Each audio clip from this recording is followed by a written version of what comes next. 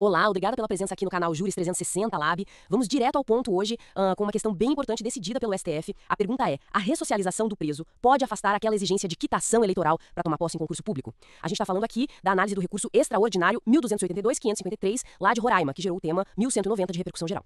A situação é aquela, né? Um candidato aprovado em concurso, tudo certo, mas tem uma condenação criminal já transitada em julgado. E aí, a Constituição, lá no artigo 15, inciso 3º, diz que isso suspende os direitos políticos enquanto durarem os efeitos da condenação. Exato. E o ponto central, o nó da questão que o STF desatou, foi justamente o alcance dessa suspensão de direitos políticos. O Supremo entendeu assim que essa previsão da Constituição, ela tem um foco bem específico, sabe? Restringir a capacidade eleitoral. Ou seja, o direito de votar, que é a capacidade ativa, e o direito de ser votado, a passiva. Certo. Mas, e aí vem um detalhe importante, essa suspensão não significa um bloqueio automático para outros direitos civis, sociais, como o direito ao trabalho, né? E o acesso a cargos públicos.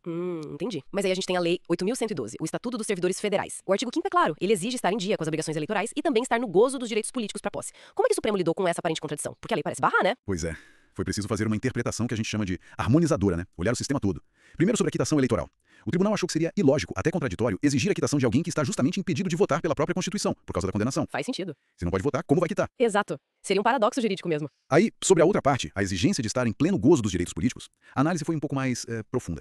O STF ponderou que essa regra da Lei 8.112 não pode ser lida de forma isolada, sabe? Tem que ver à luz de princípios constitucionais maiores, fundamentais. Quais princípios? O tribunal invocou a dignidade da pessoa humana, que está lá no artigo 1º, inciso 3 da Constituição. O valor social do trabalho, inciso 4º do mesmo artigo. E, muito importante, o objetivo principal da execução penal, que está na LEP, a Lei 7.210. O artigo 1º fala da integração social do condenado, ou seja, a ressocialização entrou com força total nessa análise. E qual foi então a tese que o STF fixou para esse tema 1190? Para orientar todo mundo, já que tem repercussão geral. Olha, a tese ficou assim, vou tentar resumir a ideia principal. A suspensão dos direitos políticos prevista no artigo 15.3 da Constituição, aquela da condenação criminal transitada em julgado, não impede a nomeação e posse de candidato aprovado em concurso público. Mas tem um desde, né? Desde que não incompatível com a infração penal praticada. Ah, então tem essa condição. Sim, e a tese continua explicando o porquê. Em respeito aos princípios da dignidade da pessoa humana e do valor social do trabalho e do dever do Estado em proporcionar as condições para a harmônica integração social do condenado. E tem mais um ponto prático. O início do efetivo exercício do cargo ficará condicionado ao regime da pena ou à decisão judicial do juízo de execuções que analisará a compatibilidade de horários. Então tem duas travas importantes aí, né? Exato.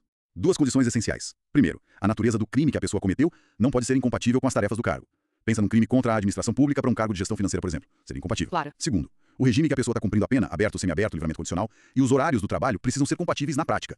E quem vai dizer se são compatíveis ou não, quem bate o martelo nisso, é o juiz da execução penal. Em resumo, o que essa decisão do STF faz é abrir uma porta importante para a nomeação e posse de aprovados em concurso, mesmo com condenação definitiva. Mas, reforçando, não é um liberou geral. Precisa sempre observar essas condições: a compatibilidade do crime com o cargo e a compatibilidade do regime da pena com o exercício da função. Perfeito. Olha, esse julgado é importantíssimo mesmo e está detalhado no informativo 11.11.1 do STF, para quem quiser se aprofundar. É o tema 1190 de repercussão geral, que veio do recurso extraordinário 1282-553 de Roraima. E olha, tem muito mais conteúdo relevante como este aqui no nosso canal Juris 360 Lab. Se inscreva para não perder nenhuma análise nossa. E se gostou dessa nossa conversa, dessa análise, deixa o seu like, ajuda bastante a gente. Muito obrigada pela sua presença aqui no Juris 360 Lab e até a próxima.